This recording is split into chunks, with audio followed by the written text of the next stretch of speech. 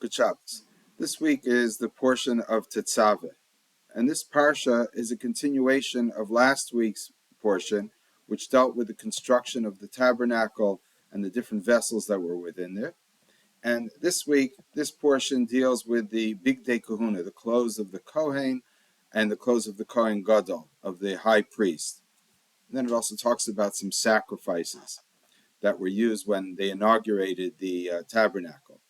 But then after everything is finished, after all these instructions are done with, the Torah then all of a sudden tells us that we should make a mizbeach miktar ketoros, an altar for bringing incense.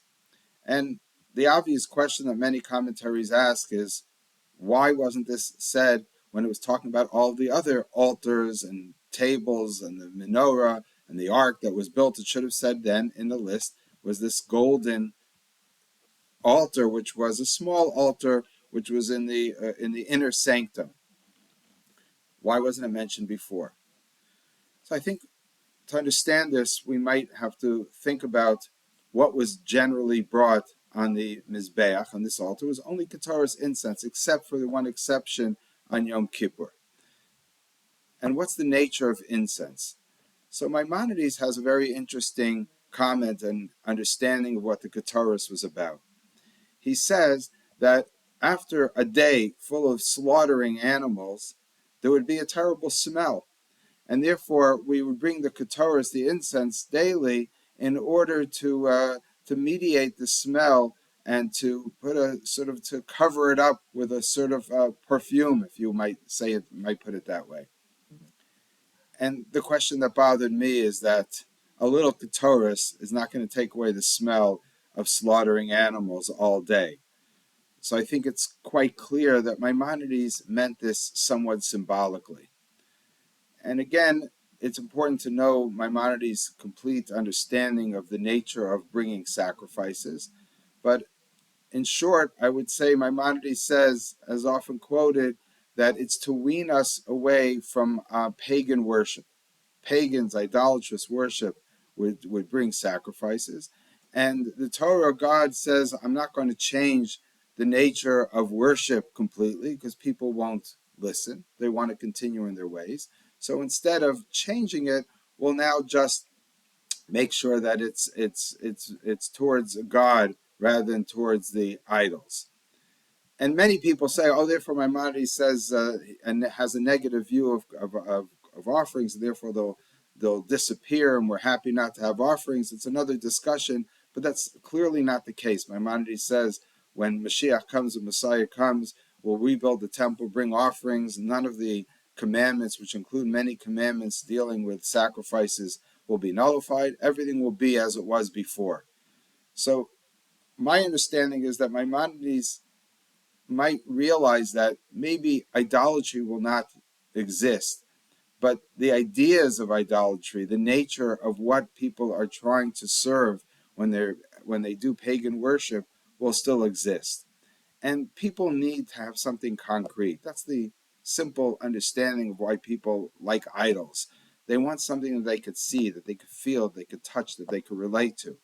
And the same way they have these idols, they also have the need to serve God or their gods in the same way, in some concrete fashion. We don't relate to it as much, but people needed, I think, sacrifices. They needed some physical involvement. And that could be, in modern terms, praying out loud, dancing and singing. It's an emotional attachment rather than just a cerebral one. But that, in Maimonides' thought, is somewhat negative. That really we should be just thinking about God, as he says in the Guide for Perplexed, in prayer and meditation. But that's not the reality of how people work. So therefore, he says, we have to then have an antidote for that. That antidote is the ketoros, is some sweet-smelling incense. Rather than worshiping God with this crude form of killing and spilling of blood, just have something very sweet-smelling in the temple.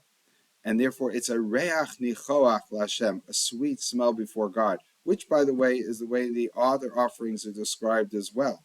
But this is, I think, the ideal in my mind. And therefore, I would say that's why this is set aside. It's after all the killing, after all of the battles, after all of the problems, after all of our emotional needs, we then come to sort of a place of quiet. And I think we could use this same model for what's happening today in Israel. Sometimes you have to go to war. You need to go to battle. Sadly, people die. And as we see, there's not only our militants or soldiers killed, but innocent civilians. Again, sadly, that's the nature of war. But it's not the ideal, obviously. We have to, at the end of the war, after the battle, we have to come back to something sweet smelling. We have to remember our humanity. Golda Meir is reported to have said that she could forgive the Arab countries for murdering us and killing us, but she can't forgive them for creating murderers amongst us, for getting us into a mode of killing. That's much worse than being the victim. It's being a murderer yourself.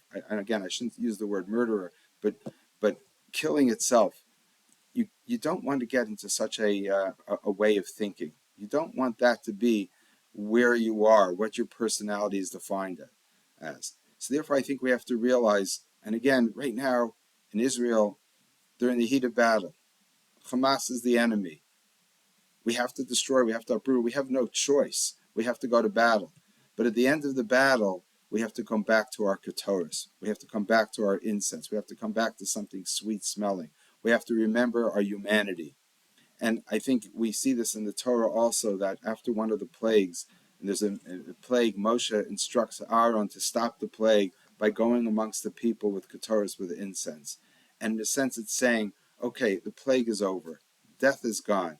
Now we have to start going back to where we were before, to go back to this ideal form of worship, the ideal form of what a human being should really be. And if we take that lesson, hopefully we'll come to the point where we're looking not to win battles as much as to create peace. And I would say today actually is Purim Katan. It's the first month of Adar, and it's the 14th day, which would be Purim in a year where there was only one Adar.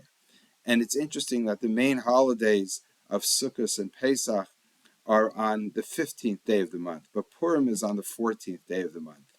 And I think, again, symbolically, the 15th day of the month is the middle of the month, when the moon is full, when there's brightness, even in the darkness of night.